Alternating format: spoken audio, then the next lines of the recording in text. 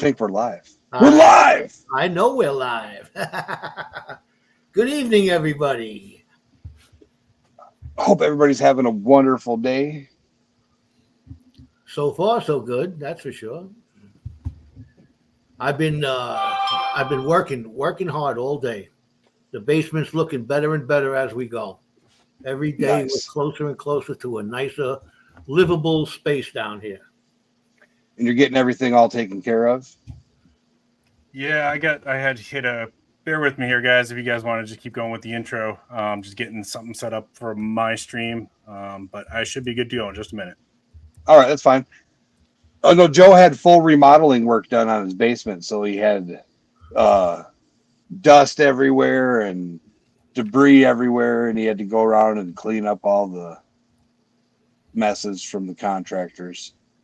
Getting to throw a lot of junk out, too, because everything the wife don't want from upstairs gets shoved down into the basement, you know. So I gotta go through it all and determine what we're gonna save and what we're not gonna save. So StreamYard's having communication difficulties. We got Scrapyard. Scrappy, how you doing, man? We lost our guest. Yep, he's coming back in. Oh, there he is. All right. Yep. With me, guys, just trying to get that out to my audience. It's I've never done it before, so I hit a few hiccups on it, but I'm almost there. Practice makes perfect. Right? Hope everybody's having a wonderful Friday. Should say a fantastic Friday. It is Friday. That's right. Fantastic Friday. It's been a long week. Yeah. All right. I think I'm good. Let me check one more thing, and I'm almost there.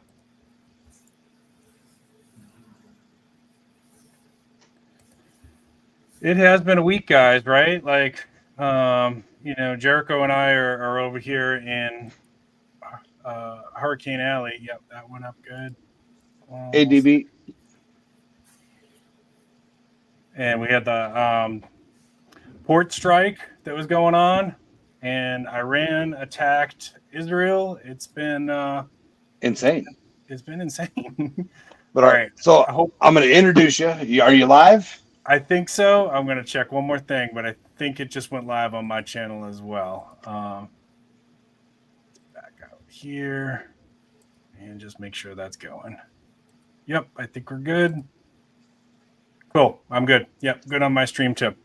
All right. Weldon Carey, welcome. All right, so we had the hurricane. We're going to have a very interesting discussion. If you have any questions or if you want to talk about how you prep in chat, feel free to do so. It's going to be this guy's show here. We've got Prepping with Sarge. I got to find the right button. There we go. We got Prepping with Sarge. I'm going to play the intro and the little song we wrote for this stream, and then Sarge, once it ends, it's yours. Good to go.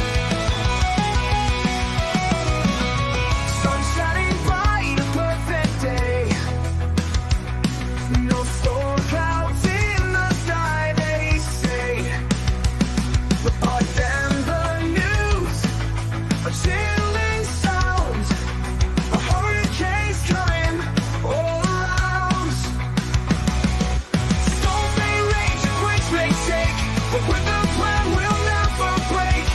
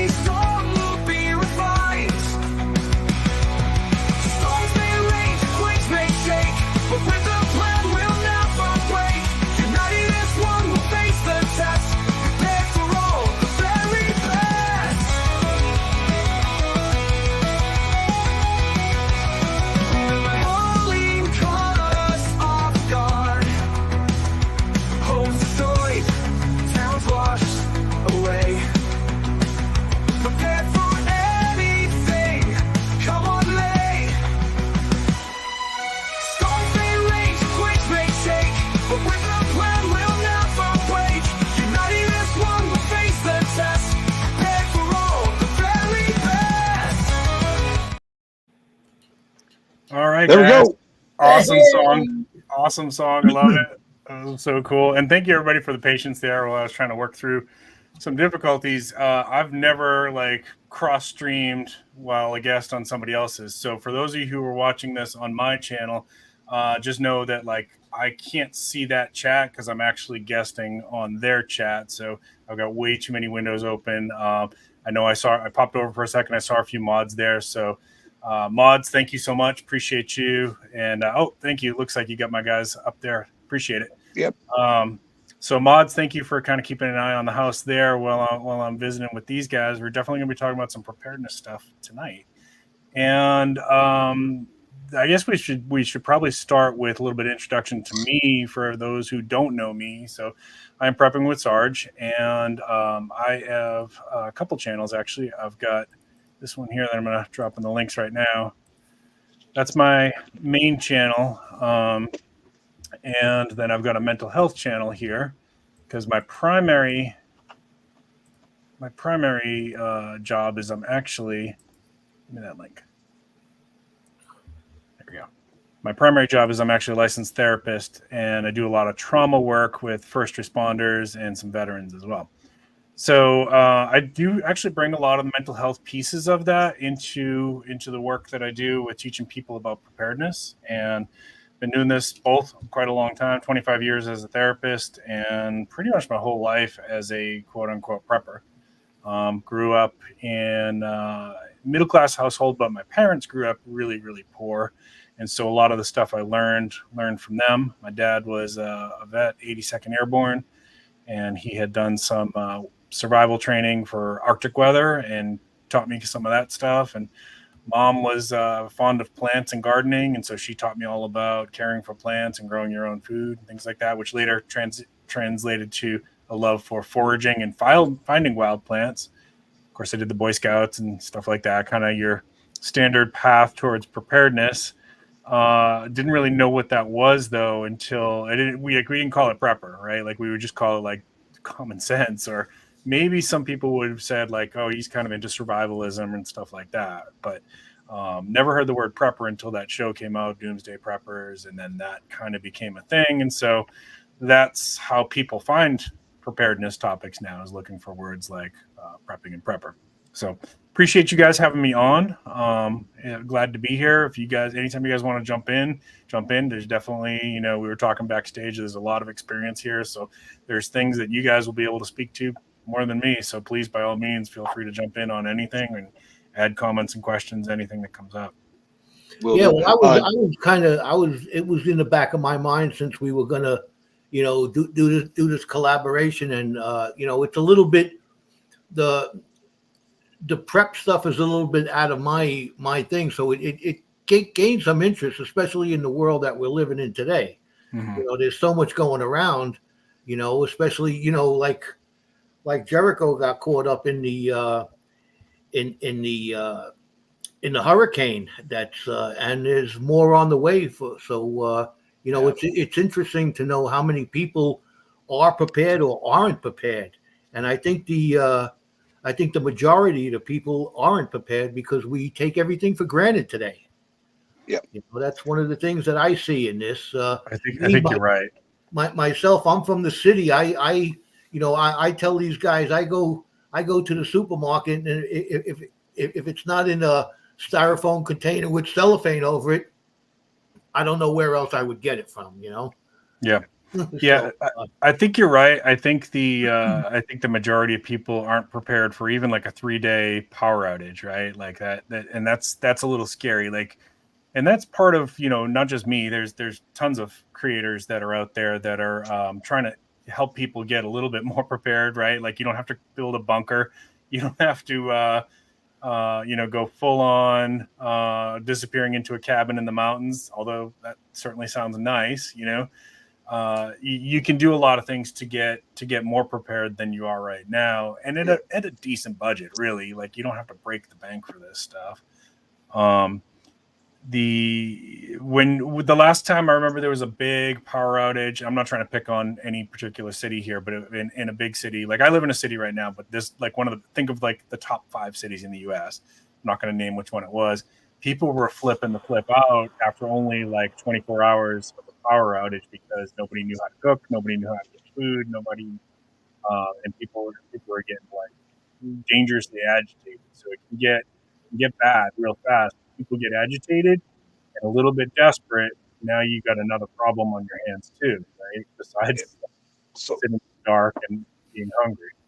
it's definitely different. Urban life, especially like so we'll say Chicago. Like sometimes in the summer there'll be rolling blackouts. Sometimes there'll just be no electricity and it's hot and people are mad and they're annoyed. No air conditioning. I mean, I'm fat. I like my air conditioner. Let me tell you what.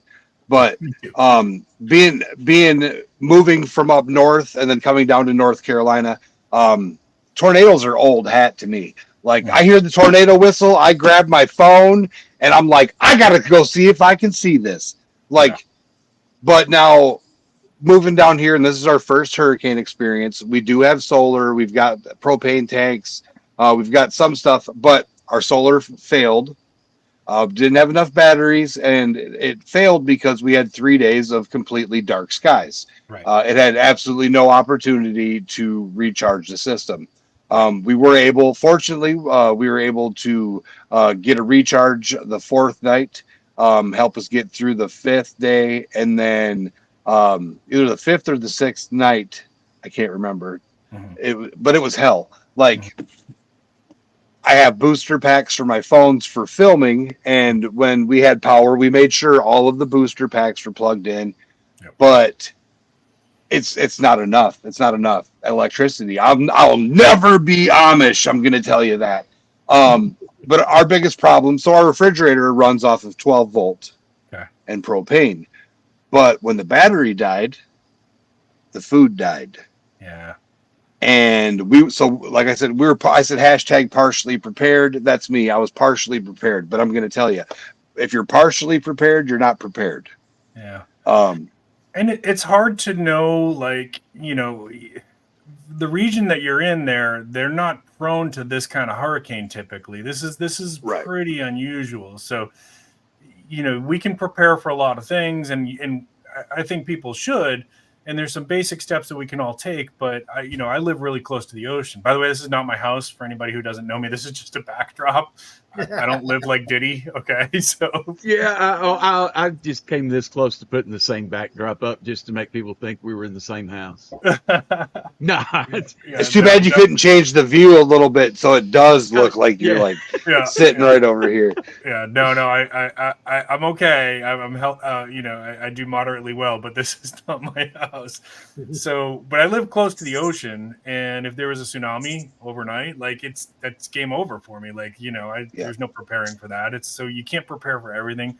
If you live really close to a super volcano and it decides to go off suddenly in the middle of the night, you're probably going to be gone before they can get the evacuation order to you. Yeah. There's certain things that are just like, you can't prepare for every single scenario, but what are the basics, right? Like, so, first of all, remember, skills are better than gear, right?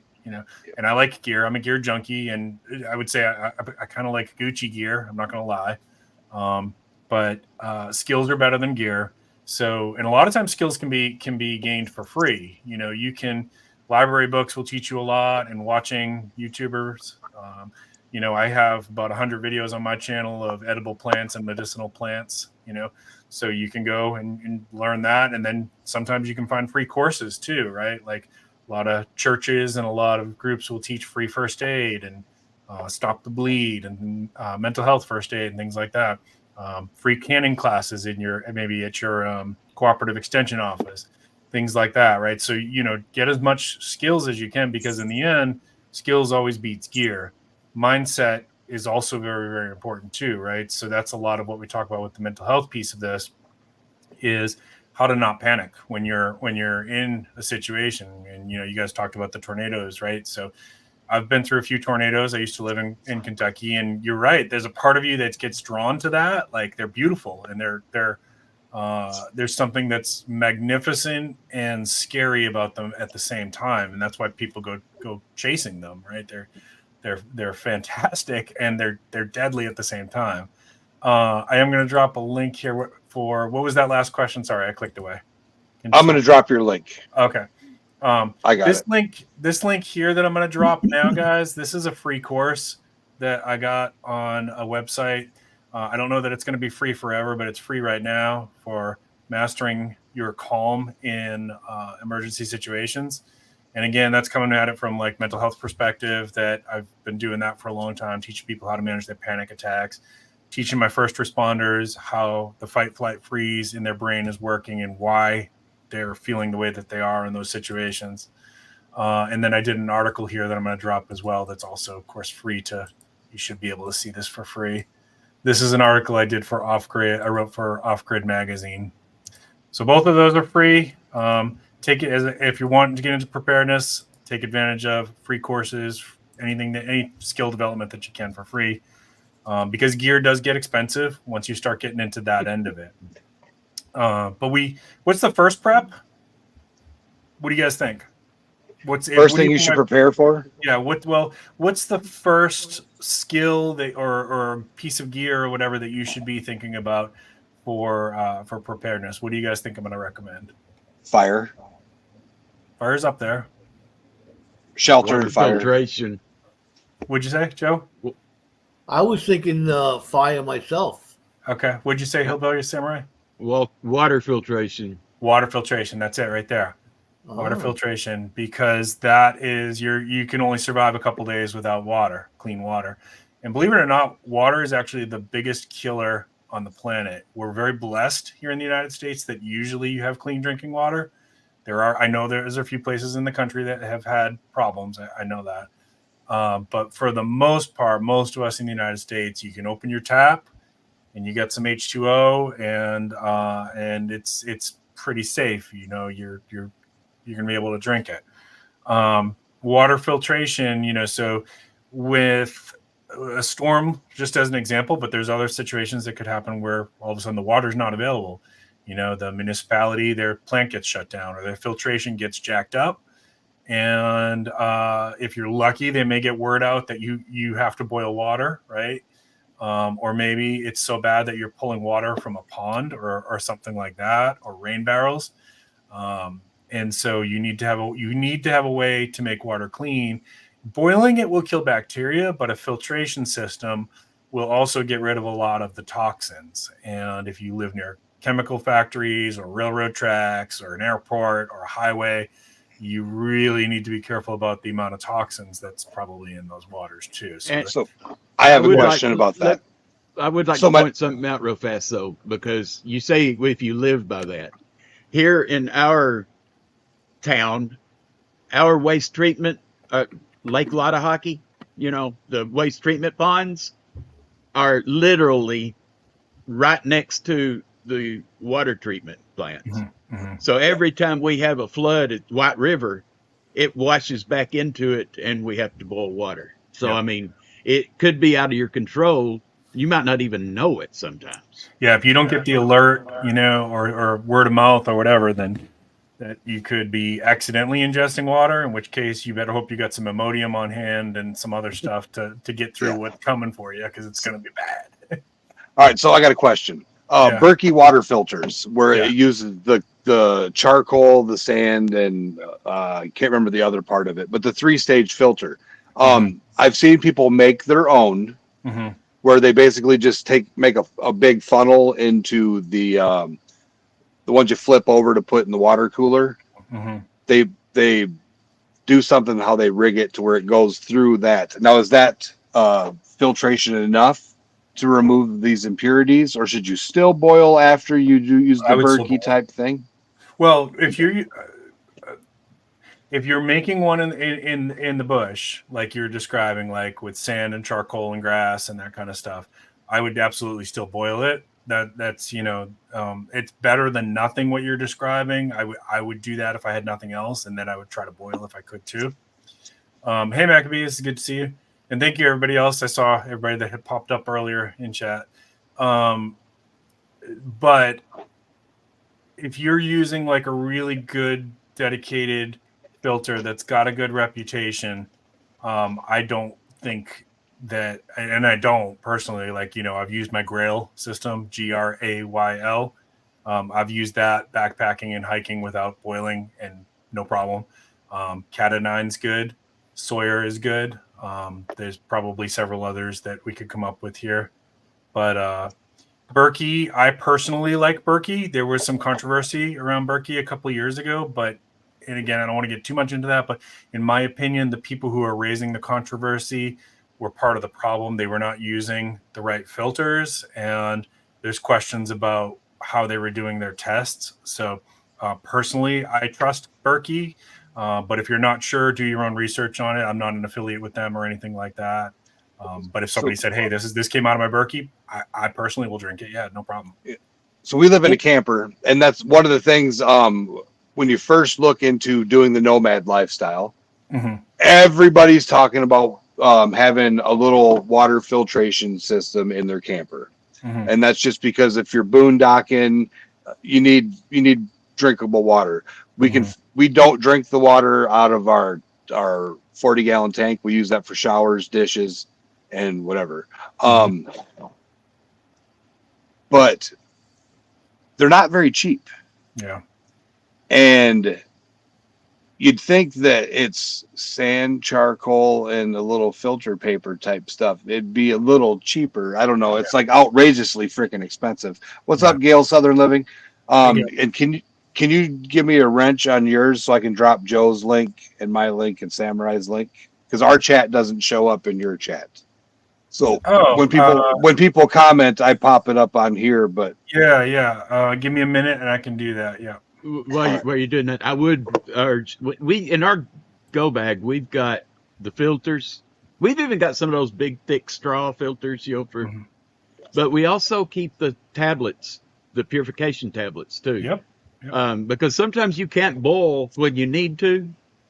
So and for like $6 you can get a little bottle of those, and I would recommend putting those there too. I was going to ask, when you guys are talking about boiling the water, are you just putting it on the top of a stove or putting it over an open flame and boiling it, or are you capturing it like a still and distilling it through a copper hose or anything? And now that's my next question. Is that even more purification? So if we are able to create a water still, So water still is gonna it is actually, unfortunately, it's gonna also take out some good elements too. But it's H2O. Yeah, it's good. Jericho, check to see if that wrench went through for you. If it did, I'm already taking care of it. Thank you. Okay, appreciate it. Hi, Angela, how you doing? The cool thing about a still though is that you're gonna also be, and those can be pricey too. But you're going to be able to do some other stuff with it too, right? Like you're going to be able to make some liquid medicine and fire starter, and you're also you can desalinate water. You could desalinate salted water too, right? So it's very energy intensive though. Like for the amount of boiling that you do, like it's a big project, and you could be sitting there boiling salt water all day long, and then having to clean the tubing because it's getting clogged with salt and whatnot. But I will say, it's a good resource. You can just take a pot and a piece of plate glass. Yes.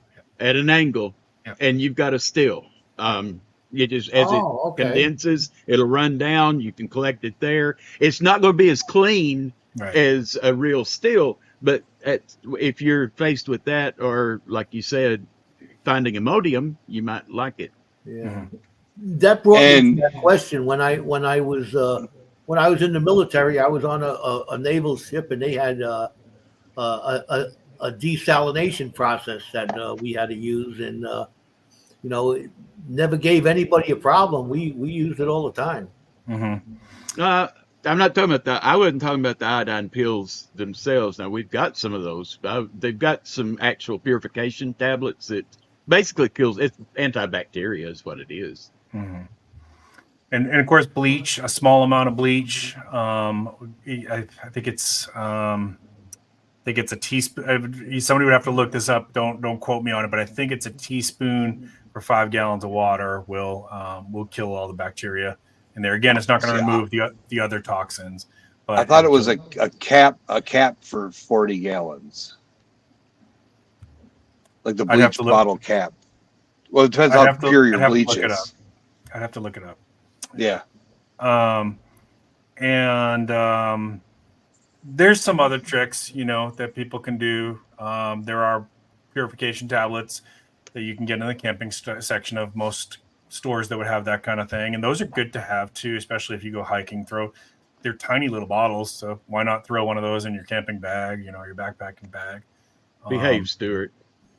In a pinch, like, you're going to use the best that you've got available, right? So if you're out in the sticks and all you've got is, I'm going to have to rig up, like what you said, with some charcoal and maybe some sand and maybe some grass, and then maybe I'm going to boil it. Like, if that's all I can do, then that's what I'm going to do. You're gonna use the best resource that you got available. But if I've got my ℍ𝕠𝕤 water filter with me, I'm going to use the ℍ𝕠𝕤 water filter instead of that. Yeah.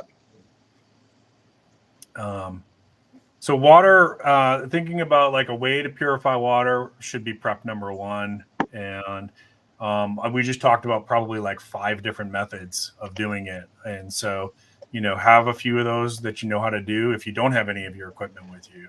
And again, if I have all I got is pond water and I can't filter it, but I can boil it, then I'm going to do that because, I'm probably going to live. I might absorb some toxins in my body that are not great for me, but I'm probably going to live, If it's Chernobyl water, maybe not so much, but, but I guess if I was in that situation, I'd be trying to get out of Chernobyl as fast as I could, Hey, Stuart. Hey, Bacon. Hey, Lazarus. Lazarus Long. Yep. 1 gallon of water, 6 drops of bleach. Okay. Thank you, Lazarus. Now, this probably not going to make much sense to anybody else, but how old are you up to now, Lazarus Long? He might know what I'm talking about. Yeah. So I got another question I had for you. When looking at situations, not so much as the hurricane, even this brought another level of shit upon people. If it would have just been the big storm, strong winds taking out the power lines, this would be a fully preppable situation for 99.9% of the people. With what happened with the mudslides, the landslides, the washouts, and the flooding, people, there's nothing you can prepare for to that extent. Yeah. But I think that a lot of people, you're in your car, you're going somewhere, they don't have that kit. When we were up north, we had oh shit, it's icy, we go into the ditch, a blanket, a candle, glow sticks, different things like that to get through the night, some case of water in there. But what would you recommend for a car for somebody down here in the South or anywhere? It doesn't matter where. What would you recommend for the car bag of prep? I know you have a video on it, and if you want to I just did a video on touch on it and drop that link, that would be cool too. Yeah, definitely. I mean, everybody, whether you're in the North or the South, a blanket is obviously a good prep. Keeping some basic tools in there. And I know, like, some people have said to me, well, I wouldn't know how to fix something in my car anyways. Well, a lot of times, probably me too. But you might encounter some good Samaritan who comes along and says, well, I do know how to fix cars. Can I help? But they might not have the tools and you do, right? So jumper cables, like, everybody should know how to jump start your car. That's pretty easy. You can just go and get a video off YouTube. It's really easy to learn. There's really no reason why I can see. And people have asked me so many times, like, hey, can you jump my car? Yeah, where's your jumper cables? I don't have them. No, all right, I got them. So I got you. Like, everybody should have jumper cables. A tire patch kit. You're just talking about, like, what are the most basic things that are going to probably go wrong on your vehicle. So a tire patch kit, or my wife carries in hers the inflation. It's like an air compressor so she can inflate her tires. Depending on what tires you got, those cans of Fix-A-Flat. The newer tires with the sensors and stuff like that, they don't want you really using those. If you've got older tires or an older car, those should be fine. The sensors tend to, I guess it jacks them up if you use that Fix-A-Flat foam stuff. A shovel, right? Like everybody should have a shovel. Like, you know, well, I don't live in the north. There's no snow. Okay, well, look what just happened in Western North Carolina. They got mud everywhere, right? Well, most of the people that watch my channel travel with a different preparedness kit. We've got shovels, classifiers, and pans, but we're going to touch on that for the people over in Sarge's in a little bit. Yeah, we definitely are going to talk about the financial preparedness piece here too. We're getting there. I always have water in my car. Rotate that out. You don't want to keep that in there too long, but rotate it out as long as you're using it or giving it away. Like there's a lot of homeless people in my area. So sometimes I'll just kind of stop and if I know where all the camps are, and I'll just like take all the water out of my car and leave it where I know they are. And then I'll just restock myself, Is it true that water gets like in plastic bottles that we buy it leaches? Yeah. It does the plastic leaches into the water and it's no good. Especially at temperature. Yeah, my wife yells at me all the time for keeping water in like a half drank bottle of water in the car and then getting heated up and everything like that. And I still drink it, but she yells at me all the time for doing it. So I was just going to question that. It's true. There's some of the plastics will leach into the water, and we all probably are consuming, like they call it microplastics. We're all probably consuming some of it. It's probably not good for us. Probably the more you consume of it, probably the more risk it is. So on my video that I just did about it, I was talking about getting some stainless steel and leave some room for pressure because when it's hot, right? And still rotate. The other thing about leaving like a clear water bottle in your car, there is a very, very small chance. It's small because I know I used to leave a lot of water, like those clear bottles in my car too, and I never had a problem. But there's a very, very small chance that the sun hits it just the right way and turns it into like a magnifying spot, and you could start a fire in your car. Oh, yes. I never thought of that. So yeah, that was the other thing. I was told I need to do the start fire with water challenge using the Ziploc baggie and as a magnifying glass with water in it. So that's going to be one of the things I'm going to try to do here in the next coming days. Is they said practice. Yeah, it's fun. You might want that water. You might want that fire faster. Yeah. Jericho, can we use a towel during that challenge? A towel? Yeah, along with it. We're going to go down a water slide and have the friction No, I'm start going to a put fire? the towel over your face and use the water to waterboard you until you give me your lighter, and then I'll light the fire. Sorry.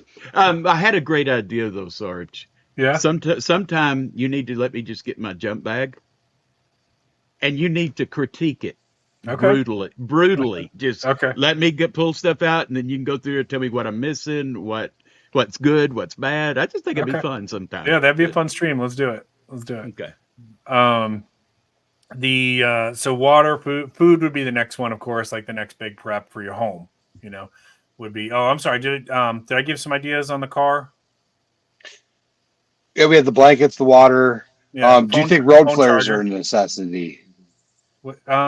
I don't carry road flares in mine, but I do carry like bright, like the triangles. I'm having internet issues, I think. Okay. I don't carry the road flares, but I do carry triangles and those chem lights, the glow stick ones. And of course, like flashlight, you're gonna have to get into the habit of rotating your batteries, unless it's like your everyday carry. You always have a flashlight on you. But if you're just keeping it in the car, then you're gonna have to rotate your batteries. So I just made a purchase. That's something I was going to ask you that was supposed to be here today, but hurricane. Anyways, I got the flashlight. I got the 2-pack of flashlights where it's got the weather the weather radio, AM FM radio, and then it's got the crank thing. So you got flashlight and it's got a solar thing on it. That's the exact one. I might know a guy that had one on his channel. I got one for myself and one for the missus. You can charge your phone on that thing. Yeah. So for those of you that are on my channel, Prepping with Sarge has a lot of amazing videos, and he does have a lot of discount codes and other codes. So if you're looking at purchasing some stuff, I greatly appreciate it if you would click his links, because YouTube's expensive, StreamYard's expensive, all the, but it helps him and shows some appreciation. I know he appreciates it. That's what I wanted to say about that little thing would do good out in the bush too, even if it wasn't an emergency. No. But yeah, better than nothing, right? Like so going back to like what's emergency kit, your phone, right? Like this is, we may not, if worst case scenario happens, like some kind of, we're getting to World War III, EMP, something like that, then maybe you're not going to be able to use your phone. But right now we can.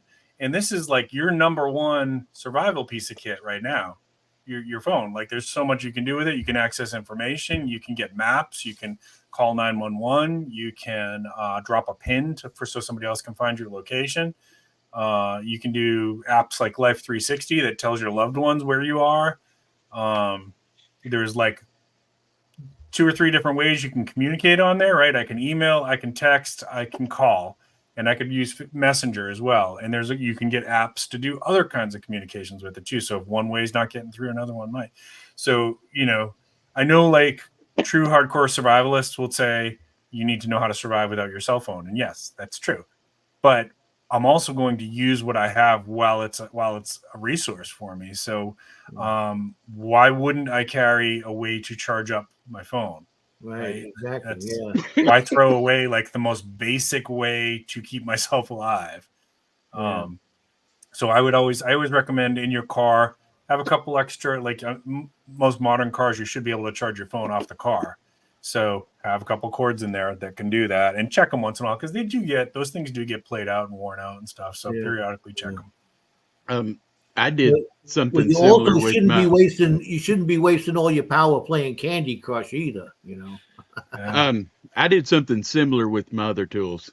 I now have electric chainsaws, electric air pumps, everything, all with the Ryobi One Plus. Yep. And I've set up some solar panels, little battery, and I've got a charging station that is totally off grid that'll charge all those up.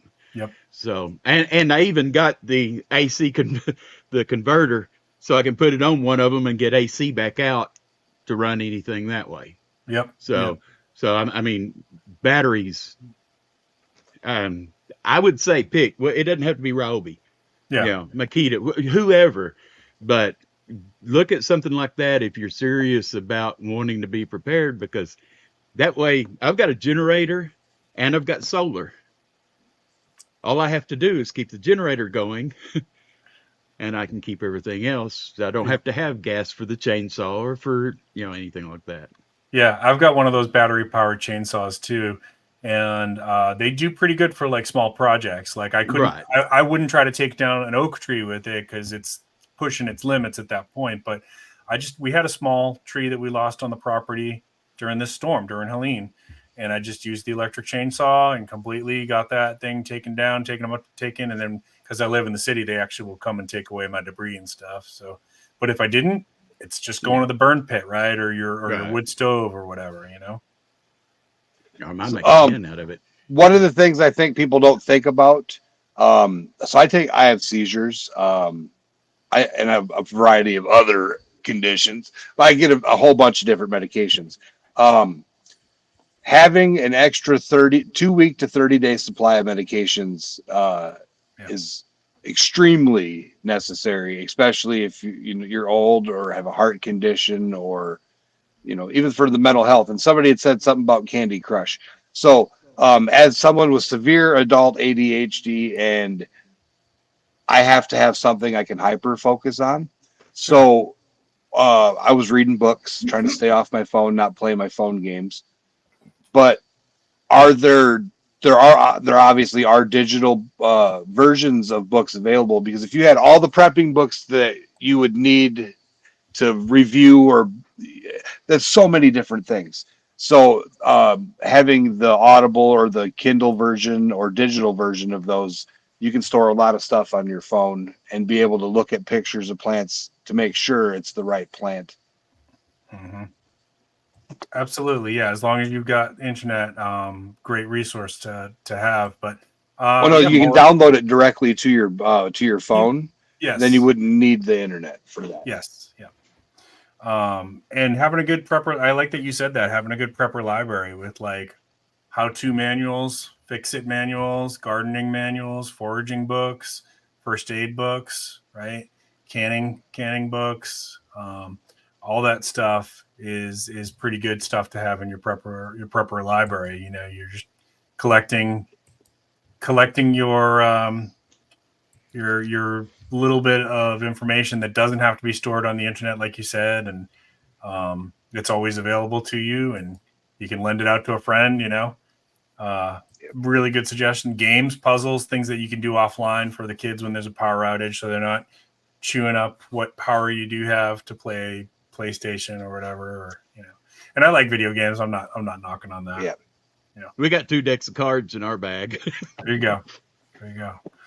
Yeah, and pleasure reading too, right? Not just like resource books, but like pleasure reading too. Have a few of those around. Right. I got a couple books that I keep on hand that I've never read, but they look good to me, and I'm just holding them for like a big power outage.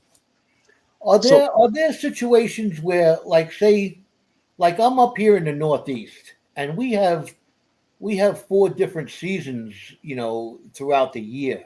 Mm-hmm. So depending on the time of year it is, would it be harder at one stage of the game to get to forage for food and berries and stuff like that, as opposed to you know, when it's not growing? You would have to know the difference in the season. You know, that plays a big part. I was just thinking. It does, and there's a reason why bears and some other animals hibernate, right? Because there's just their hibernation is actually driven by lack of available food. So they know when the winter comes and the plants are starting to be less accessible, and then the other animals are starting to be kind of further and further apart. That's usually their signal to, okay, I'm going to bed for the winter. I'll see you in the springtime. So, you know, yeah, you should know if you're going to get into foraging. What I usually recommend, it can get intimidating to people. So I recommend you got to make it fun. Start with like trying to pick 5 plants in your area to learn, and just get really good with those 5, and then start adding on from there. So then you do 6, then you go 10, then you do, you know, at some point you're going to get up to like 30 or so. And then you're going to look, okay, do I know 5 plants for each season in my area, right? Do I know 5 plants that are in my area for each season? Do I know what they look like during the different seasons? Because plants even look differently in the winter than they do in the summer and spring, right? So I was actually just making a video today. I was editing it, and the video was showing this plant now, October. And I said, well, I want to show them what it looks like in springtime. So I had to go and find a picture of what it looked like in the springtime, because it was very different. Wow. Yeah, that's interesting. Yeah. Something Sarge and I talked about. So you're going foraging. I love foraging. You get some berries, and then over here you see some mushrooms, and then over here you see, where are you going to put all that stuff? I think one of the things I hardly ever see on preppers' lists is Ziploc bags. Mm-hmm. Put it in your mouth. One of them small boxes of Ziploc bags. Yep. I mean, if it's gonna be a few day situation, if you're gathering stuff for your family, you're gonna want to have something to bring it back in instead of having to use your shirt or whatever. And they can, you know, decently, not as great as like a water bottle, but they can hold water, right? Yep. So you could gather water. There's actually, I don't know that I could show this on a live stream, but I can try to describe it. There's a technique you can use to gather water from a tree by taking a plastic bag and you wrap it around some of the greenage, and then you secure it. And then as the water is evaporating out of the greenage into the bag, it'll collect down the bottom of the bag, and then that's actually safe drinking water. It's not going to be a lot. You know, you're probably talking about a tablespoon for a maybe not even a tablespoon for a small plastic bag. But if you had 100 of those, you know, that might be enough water for you for the morning. So yeah, plastic bags. And also if you're trying to do like fruit trees and stuff like that, but you don't have any fruit spray, there's techniques you can do with the fruit trees to keep them from getting like overrun by bugs with plastic bags as well, where you kind of wrapping it around the fruit as it's developing, and It gives it some protection. You're still going to get some insect damage and whatnot, but it'll salvage some of it. Wow. Now, you mentioned a good safety kit. So are you talking about for car, or what do you mean? Well, for either one. Yeah. Yeah, good first aid kit. Oh, first aid kit. Okay, yeah. Yeah. So definitely you want to have a good first aid kit in your car. And I'd even recommend something like this. What you got there? Minor surgical instruments. Oh, cool. Nice. It's just scalpel and some hemostats and stuff like that. But I mean, it's cheap. Slide it down in there. Like you said, you might not be a doctor, but you might be in a situation where you need one, and there's one right next to you. It doesn't have any tools. So, yeah, good first aid kit for the car, a really good first aid kit for home. You need to take some classes and know what you're doing with that stuff too, right? You need to take some classes like first aid, CPR, stop the bleed. As far as you're willing and to take that. And you, Jericho, you had mentioned medication, right? So yes, sir. One resource I wanted to share here with people is Jace Medical. So Jace Medical, I'm going to put a link for that too as well. I'll drop a link in chat for that. Jace Medical, and if you use discount code Sarge10, you'll get $10 off. Jace Medical, a lot of people don't know about this, is an online, it's in the United States. I actually had the CEO on my channel to interview him. And it's an online medical service where you'll do an evaluation for whatever medications you're taking. And they also have antibiotics. You can get emergency antibiotic kit called the Jace case.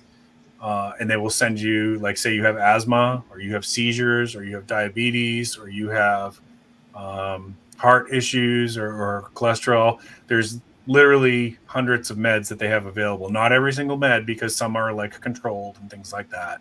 But hundreds of meds are available, and they'll give you a year's supply. Now you have to pay for it; it's not free, but you can get up to a year's supply. So that's an option for people. And of course, if that's too pricey, then you think about like what you were saying, Jericho, where slowly but surely you keep putting a few more back until you've got a good steady supply of whatever medication it is that you and your family need at home. Yeah. Because look at these people that are in some of these more rural areas around Asheville. From what I'm hearing from the people that I'm talking to, medical services are really, really limited right now. Really limited. So. One of the guys I talked to, he's actually from South Carolina. His sole mission was he had a variety of medications, insulins, antibiotics, and then water. And he was flying in and finding out, hey, do you have insulin? Do you need insulin? What type of insulin do you need? And they had freezer packs that you could snap, and then it would turn cold, like cold packs. And they had a bunch of those, so people would have a few days worth of insulin to remain available. And then I think one of the other big things people don't think about, CPAP machines. If you run a CPAP device, if you have a nebulizer, that shit takes electricity. Yep. So even having one of the little Jackery solar units, or hey Jackery, I could use one if you're listening. But having awesome. One of those, Scuba Steve has a couple different Jackery devices, and we had tested them out. They work great for running electric pumps down on the creek too. Yep. But having something like that is a necessity, because I have solar, but none of my plugins work. Only the 12-volt stuff works. So then I'm sitting here like, okay, coffee pot. Coffee is important. I'm telling you, nobody thinks it is, but coffee is important. Yeah. And I'm like, okay, so I made hurricane coffee. My wife boiled the water and then poured it into the coffee pot. Day 2, we figured out it was better tasting, because we like it mud style. So we just she dumped the coffee in the boiling water, boiled it, and then poured it through the filter, because we don't have a camp pot yet. We did have one. It got misplaced by somebody. But anyways, I don't know. those little solar power stations are really pretty handy. And a generator will do more, like a diesel or gasoline or propane is going to have more power. It's going to be able to do a lot more, but it's also, there's the trade-off that you have to consider, which is they're really loud and they draw a lot of attention to you. So on one of the prepper forums that I participate in, somebody posted this week, and they're up in that area of Western North Carolina, that they were running their generator, and strangers are now walking up to their property and asking, can I buy that generator, and offering her 3 times the cash value of what it's worth. Yeah. Now, that may sound like, oh, hey, opportunity. I'll buy generators in advance of a storm. You do not want strangers walking up to your property and seeing something that you have as a resource. And then, so now she's in danger because these people, she's like, no, I can't sell my generator. I need it. They may try to come back and take it. Right. Mm-hmm. Like, exactly. Okay, I wanted to buy it from you. I was willing to give you a lot of money for it. You're going to be like that? I'm going to take it from you tonight. Good luck sleeping. So no, do the secondary muffler units and then the generator houses work for noise dampening at all, or they dampen it, but about like a silencer does on a rifle. It's not going to be like the movies. Yeah. So there's a lot of cool advantages to them, and in most situations, right, like an average storm where everybody knows, okay, the power is going to come back in 2 or 3 days. People aren't going to do that kind of stuff. But that's not what you got right now in Western North Carolina. You've got people who are desperate, and desperate people can get dangerous. So that's, in those situations, I don't know that I'd be running my generator unless I absolutely had to. These little solar power stations are basically silent. There's a little bit of a hum to them, but if you're not in the room, you're not going to hear it. They're basically silent. And you can do a lot of things with them. Like you said, you can run a small refrigerator. I've run our chest freezer off of it. You're going to cycle on and off, and you can run fans, and you can charge up your phone, and you can run some lights, and you can run a TV with a satellite signal, and you can run your comms. You can charge up your Baofangs and get some news for what's going on in the world, and you can recharge your little power banks, like you were saying, right? So all that stuff is good. Those are good things to have. You could, if you've got night vision goggles, right? Like now we're starting to get into expensive gear, but if you've got night vision goggles and you've got the batteries, you can recharge that off the solar thing. Well, guess what? You've got your operational superiority if you've got something like that, or if you've got a drone, right? Now, so if you're the only one in your neighborhood that's got a drone and some nods and maybe, some pew pew pews, you're going to be in good position to help your neighborhood out, because you're going to be way more advanced than a lot of people in the area. And all of that is possible with a solar power station, as long as you got sunlight to keep charging it up. Yep. That's when we have the generator for when we don't. Yep. So both, right? Like that's probably, if you're in a financial position to do it, that would be my recommendation. These are expensive pieces of kit, right? Like not everybody can do it. Yeah, but I will say this: if you're wanting to go solar, you don't have to go thousands at the beginning. Right. For under $200, you can get a 12-volt battery and all of the equipment that you need to set up and get started. So you can get started for under $200, and it'll be modular to where you want to add a refrigerator. Okay, add 2 more panels and 2 more batteries. Everything else, it just keeps adding on the capacity. Sarge, for the little flashlight radios thing, I think that's what she's talking about. I'm not going to recommend mine, because it's honestly, mine's is like really, really low quality. If you want to recommend yours, you can. I got the same one you did. Yeah, it's it's not anything that I would write home about. Basically, all I did was went on Amazon and looked up hand crank radio. So I got 2 for $30. I mean, price wise for what it does, it's completely worth it. But it's not the ultimate flashlight. It's not super bright. Right. It's not the ultimate radio, but it will charge your phone. Right. And you can hand crank charge your phone. So if you need to play more Candy Crush, Joe, I'm gonna come out of the woods and my forearms are gonna be like this, just from charging that flashlight. Now, if you really want to get into like a weather radio, a dedicated weather radio, like a NOAA weather radio, that would be the way that, like, if you really want me to make a gear recommendation, that would be the way to go. And it's not super expensive, but like a dedicated NOAA weather radio would be the way to go. And it's super easy to program those. It gives you a little booklet. You go and you find your code for your area, and it will wake you up because they are loud. And even like I'll sleep through the dead. I'll sleep through a bomb. Like it's very hard to wake me up, but that thing will wake me up. It is like something bad is about to happen. It's like. Have you seen the pillow shakers that they've got? The little devices that go in your pillow. No, I haven't seen those. They hook to and they vibrate when it goes off. For people like me that sleep heavy. Well, I mean, if you're deaf, yeah, it's a concern.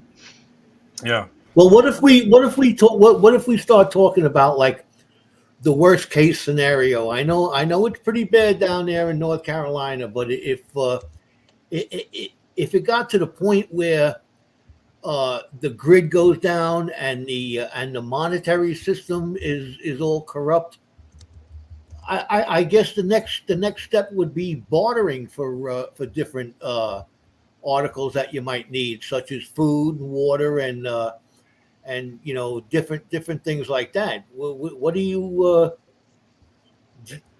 have to set aside anything for bartering? Get out of the city too. Yeah. I think we should probably get into this, and this is an area where there's a lot of debate in the preparedness community. There are people like me who are very much for you need to have some financial preparedness. You need to, and I am a fan of silver and gold, just like you guys. And we can get into all the reasons why. And then there's people who are like really, really stubbornly like, I don't understand. You can't eat your gold, you can't eat your silver. Well, yeah, you can't eat your flashlights and you can't eat your knives and you can't eat your bullets either, but they still have a purpose, right? Yeah. And I think this is where people get lost, is they don't see where the purpose is. So I would like it if we could talk about that. But even like, let's say it's not even like zombie apocalypse, right? I know prepper friends who were homeless, lost their job, and now down on their luck, but they had a coin collection.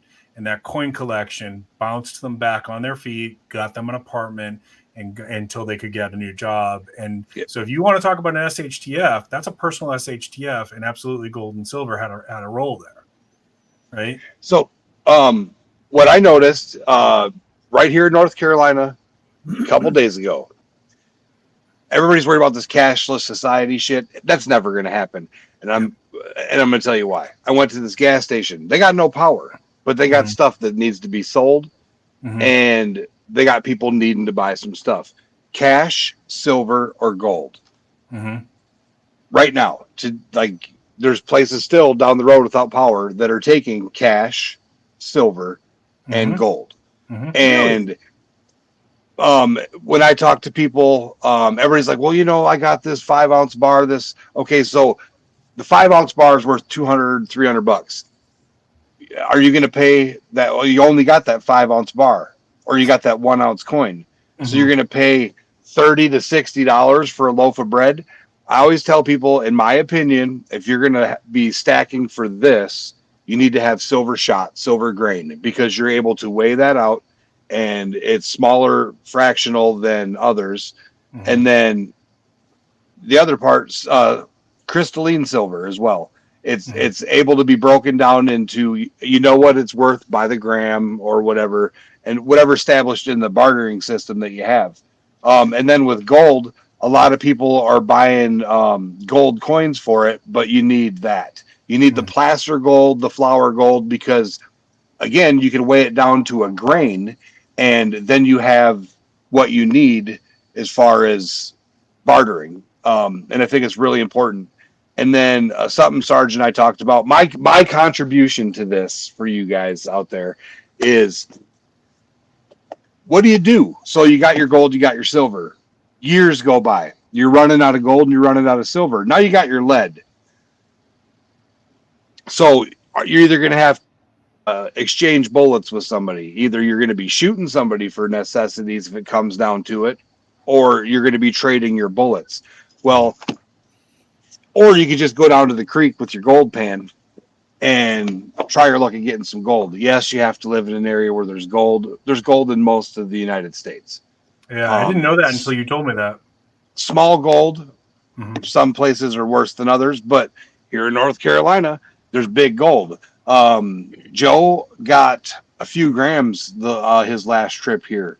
If you think about it, for free, that's what, $160 today, 2 grams. Oh, yeah. So people, if you want to learn how to pan, we do panning lessons for free on live streams or backstage, whatever you want.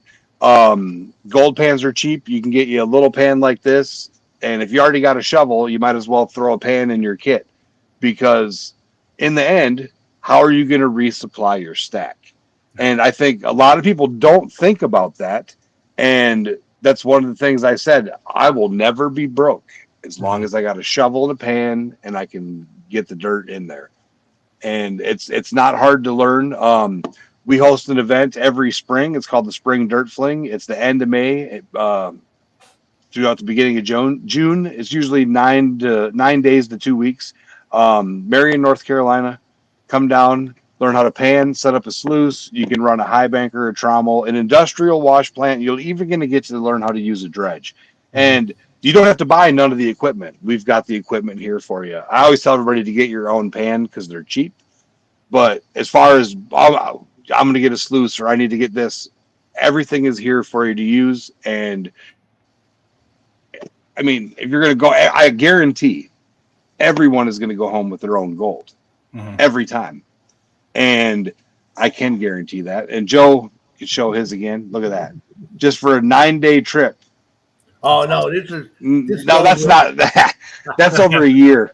He's got about 4 or 5 more of those bottles, but I got 5 grams with my wife, and he got 2.5, 3, 2 3/4, something like that. But still, more than that, 3.5. More than that, 3.5. Yeah, but still, nonetheless, I mean, if you think about it, that's a lot of value, and it's definitely going to help resupply. Maybe I can hunt and I can fish. I can get meat. I can set snares. I'm a hoodbilly, little bit city slicker, a little bit shit kicker. So, I'm able to get the foods. Well, what about more medicine or something breaks and you need someone's, like Joe can fix things that I can't. So you're going to have to pay people. People are not going to just waste their day generally dicking around with you and your problems. But if you say, hey, I can give you a gram of gold if you fix the axle on my car or whatever. I don't know, just some random shit. So that brings me to myth number 2 that I see when people are like push back on this is they'll say nobody is going to want gold and silver in an SHTF situation. Well, you guys are in an SHTF situation right now, and people are saying we'll take gold and silver for goods, right? Yes. But there's also, we have accounts. For 2,000 years of history, we have accounts of people using gold, especially gold, in war situations to get out of a country, to get forged documents, to get goods brought in to them that normally wouldn't be accessible to them, right? And that could be medicine, that could be weapons, that could be whatever you want it to be. We have fairly recent history. There's a gentleman in the preparedness community called ℍ𝕠𝕠𝕚, the modern survivalist, and he talked about the financial collapse in Argentina, and that people think, oh, there'll be no bartering. So here's what's happened in situations in countries that have been in like war-torn countries. Life still does go on to some extent. Things are disrupted, but life does go on. And when everything starts really falling apart, then people still need stuff. And so they find ways to set up safe bartering communities. This is what happened in Argentina. This is what happened in the breakdown of the Soviet Union. This is happening in other parts of the world right now where there's war going on. So they'll create these little like flea market scenarios, right? If you want to think of it in your head as like, and who provides the security? It's usually organized crime, okay? But they're taking a cut and they make it a safe place where people can come and you can get your toilet paper if you need your toilet paper, and somebody else can get their asthma inhaler that's been smuggled in from Canada or whatever, you know?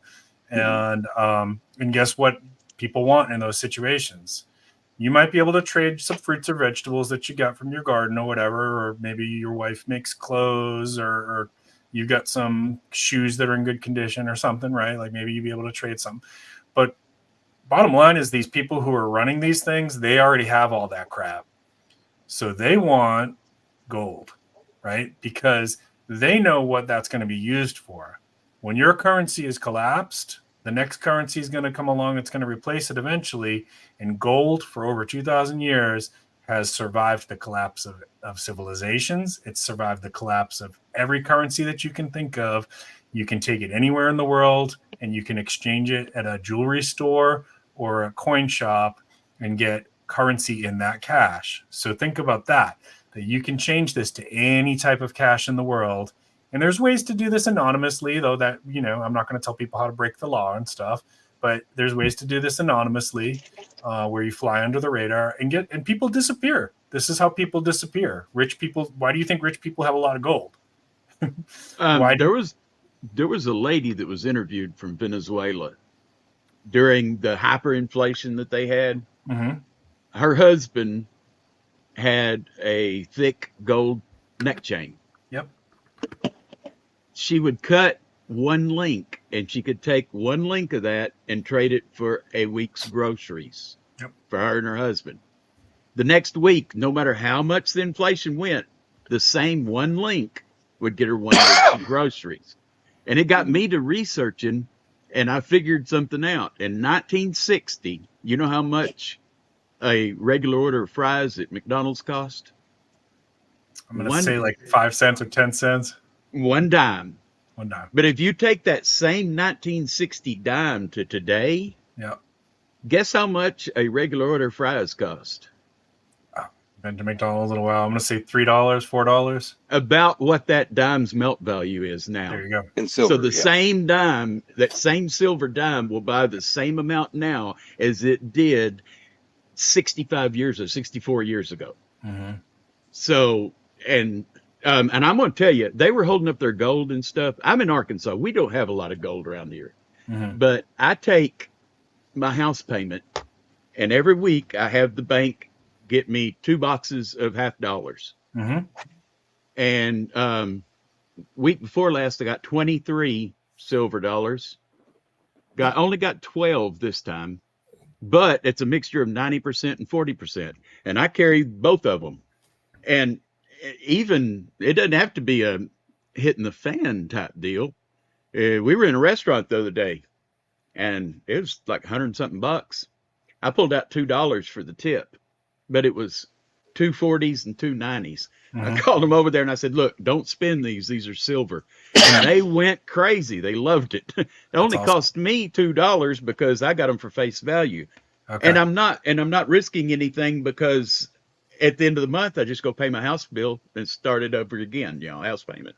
Right. So you don't have to risk any money. Right. So yeah. And so let me throw out one other scenario with this. Let's say that all of us like doomsday preppers are wrong. Okay. And Sarge is in his early 50s. I hope to retire at the age of 65. I mean, I'll still work, but like significantly reduced volume of work than what I'm doing now. I work like crazy right now. But so let's say I get to 65. No EMP has happened.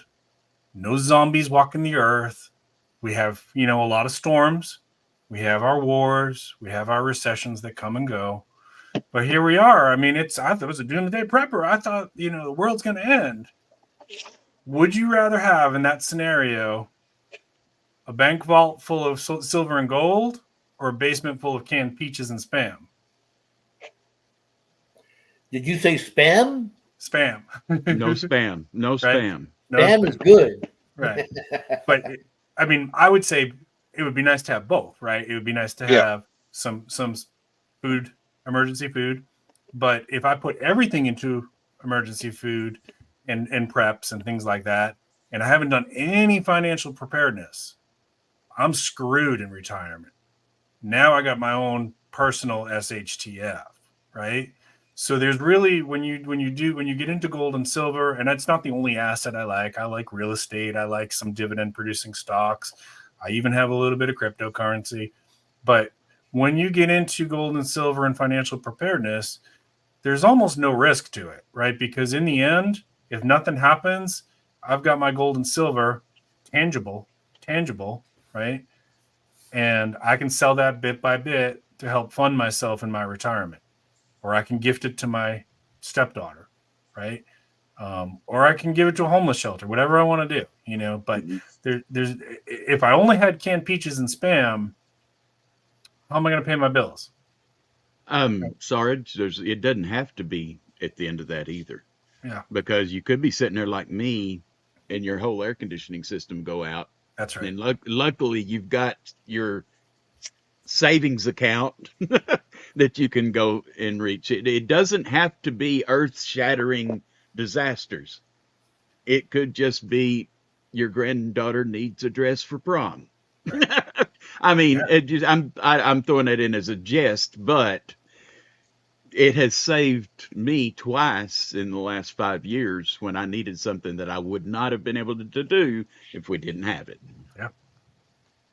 Yeah, emergencies come and go, and when it's not zombies or EMPs, money sure comes in handy. Right. And one of the biggest mistakes I've seen is people that think that this is prepping stuff, we put it back there, and we don't ever touch it. Yeah. And everybody that I've seen do that, they end up quitting after a while because there's a disconnect. Mm-hmm. They need to understand that this is something that, yes, we're saving for a bad time, but it could be just a little bit of a bad time. And then replenish it. And I don't know, it just seems like if you use it like that, you appreciate it more and you understand what it's for instead of just sticking it back and don't touching it unless the fan has been hit. Yep. I just think that's a way to get disappointed. Well, you see, that's a scenario that I understand and you understand, and possibly you, Sarge, would understand it, being that we're a little bit higher in age than maybe the rest of the people out there. But we were taught. I was taught to save for a rainy day. Yeah. Mm-hmm. All the time. I didn't grow up in a very wealthy family. We were my father had worked the common middle class here, working, trying to keep everything together. So we learned how to save for that rainy day, and it's a lot easier for us to continue doing that in our age than it is, I believe, for the younger people, these Gen X's and Gen Y people or whatever generation that we're talking about. They don't understand that as well as we do. Yeah, I got a can of SpaghettiOs the other day and went to open it, and they had put with 2 pictures on there showing how to open the pop top can of SpaghettiOs.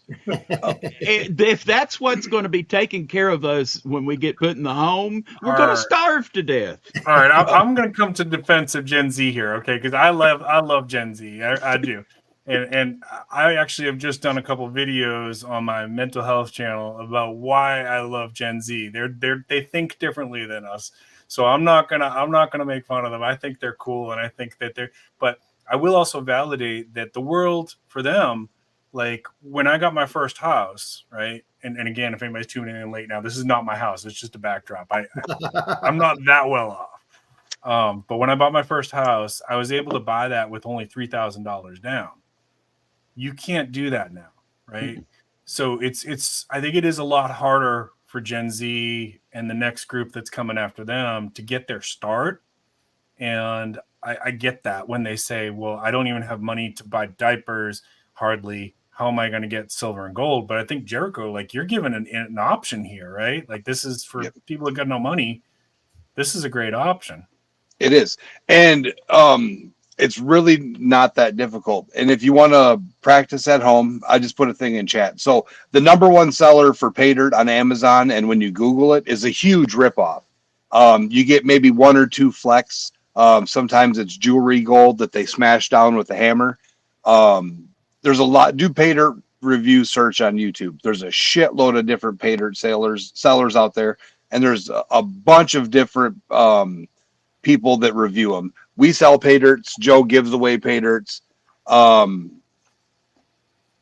Package of insane yesterday's don't eat the box. But if you guys want to learn how to pan at home, what I suggest is getting a starter bag where it has exactly a 1/4 gram, exactly a 1/2 gram, and you know exactly what's going to be in that bag. That way, when you pan it and you weigh it, you're like, okay, I missed some. You pan it, you weigh it, okay, I missed some. Now, the best thing about using a panning tub and a safety pan and panning it at home is you can dry all that back out and practice with the same one again until you figure you got it down. So you don't need to make a huge investment. You can there's a bunch of different pans, and as our geologist says, how many ways can you make a mouse trap? There's so many different kinds of pans. I think I have 7 of them sitting here at the panning station. But you only need one pan, maybe 2, a big one, and then a small one to pan into. I mean, you can honestly. Oh, what's pay dirt? So yes, as in gold panning. And that was what we were talking about. The best way for people to resupply their stack and to supply their stack for free, well, elbow grease and labor, but still going out to a creek and panning for your own gold. The GPAA is an amazing resource. Joe's got a couple bags. Did you pan all the ones you got for me? There's the Mega Dog pay dirt. That's got a 1/4 gram of gold in it. There's some Culver prospecting dirt. Yeah, this has I don't know, 1 gram. It has 1 gram of gold in it. And these are Joe, they spelt my name wrong on that one. Did they? Yeah. What can I tell you? You got that cool little red bag? Hey, Joe's got some that's got silver in it too. This is actually what it looks like. You know, this is a big bag of pay dirt. I don't know where I got it from, but it's got my name on it. So I think that one's from me too. You got one of the little red ones? The little red one? Yeah, the most recent one. Well, so one of the things we like to do is we go to different areas and we collect concentrates from the different areas so people can experience panning all over the U.S. The one I'm trying to get Joe to show is our most recent one. It's our Nugget Hunter bag. We put a 1/2 gram plus in, and then 1 out of 20 bags, we put a 1+ gram nugget in it. Nice. But the dirt is based upon eastern North Carolina and the red clay. I must add, one of the 4 bags that I got from him, I got a 1/2 gram nugget in it that was not natural. Added by it was natural. I thought I found that nugget and I said, hey, I got gypped. It's only 1/2 gram. He went, you didn't get it. Yeah, that's just a bonus nugget. Yeah. So we were talking before we went live. I just want to throw this out there too. That like in North Carolina, there's a lot of gems too, right? So yeah. I know a lot of people have told me like diamonds, and it's like a big old scam. Don't waste your time with diamonds. But if you were to say rubies, sapphires, emeralds, right? Those would be the big 3. Which of those has the most value in terms of like just I'm gonna find some, put it aside, whatever. All right, so I just got audio back. What'd you ask? Of rubies, sapphires, and emeralds, which one would you guys say is the most valuable? So what we can get here in North Carolina, it's the rubies by far. Yeah. Depending on where you're at, like I like showing off this is where I'm at. So I'm the monkey in the middle here. And every single one of these locations either has gold or it has semi-precious gemstone or other valuable mineral that you can get. But the emeralds here, unless you get lucky with a good green clear, they're not as valuable as the rubies. You have a higher chance of getting a ruby of more value. If you live in Idaho, they got the star rubies, and Montana has the sapphires, natural sapphires that you can find. If you live where Samurai lives, diamonds. So there's gemstones and minerals everywhere, and those GPS coordinates I get are from rockhoundresource.com. It's 100% free. They do have a disclaimer on there that says not every location given is on public land or has public access. So do your due diligence and do your research. People do shoot at you if you're trespassing on their land. I'll tell you that. I stopped first time down in North Carolina. I stopped to take a leak at the end of a driveway. I didn't even pull in, but like we were on a back road heading back to the interstate, and I'm like, man, I gotta pee.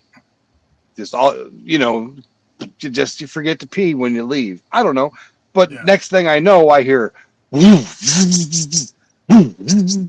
shooting birdshot over top of my head. Oh, geez. But I'm I'm still on the road, but I'm stopped by his property in the middle of nowhere. He's like, what's this Yankee doing?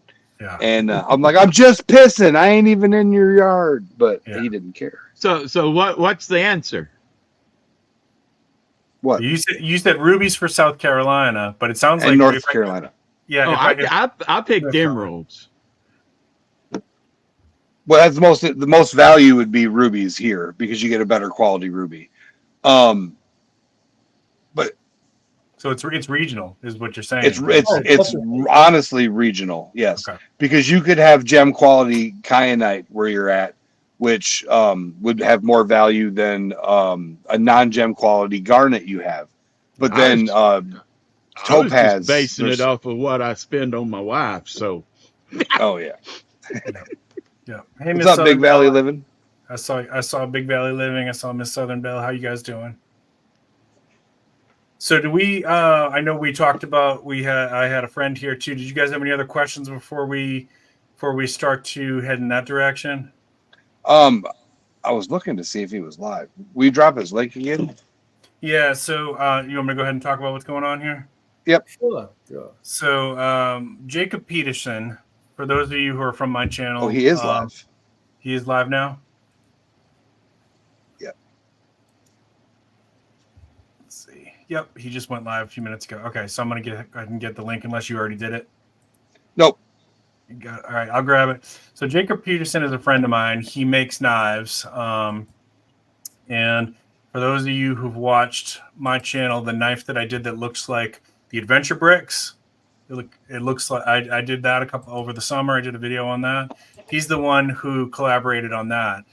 So I just put his link in there. He's got a live stream here where he's actually doing some auctions tonight. So I told him that we would shout him out if you want to go check out that and check out this guy makes some really cool designs on knives. I love my adventure brick. It's a great little bushcraft knife and small enough to be like an everyday carry. But he's got some other stuff too. I think he said he's got some other brands in there as well, like tops. And I think he said he's got an SE that he's going to auction off and stuff. So some really high quality stuff. So if you guys want to check that out, we can raid there when we're done. The link is right there. Right there. Should be right above you. 406 Miner. Yeah. So Sarge, appreciate it. I definitely want to have you come back up again. Going to get a pan in your hands somehow and get a dirt in your hands so you can be the guinea pig for your people, but you're going to get some gold out of the deal. So cool. Yeah, let's do it. And I had a blast, guys. Thank you so much. Appreciate all your wisdom, guys. I learned a ton tonight too. Oh, we're the ones that appreciate you enlightening us to fact that there's a lot that I don't know. That's for sure. I really appreciate you coming up here. My pleasure. And I still have a pile of questions for you. So we can do it again. Yeah, we can schedule another one. Yeah. Sarge, normally I would at this point I would give you a pen, but I'm not going to this time. Okay. I've got some new kits coming that I put the handles on. They're the 20,000 strike fire starters. Oh, cool. Yeah. The magnesium fire starter, but I customized the handle. If you will send me a laserable logo, I will put your logo on it for you. Oh, sweet. Thank you. Appreciate that. Oh, thank you. Appreciate it. But all right, we're gonna play the outro. Watch the outro. It shows you some of the cool shit we customize. And see you over at the live. Thanks for Okay. watching. Thanks, Take everybody. care.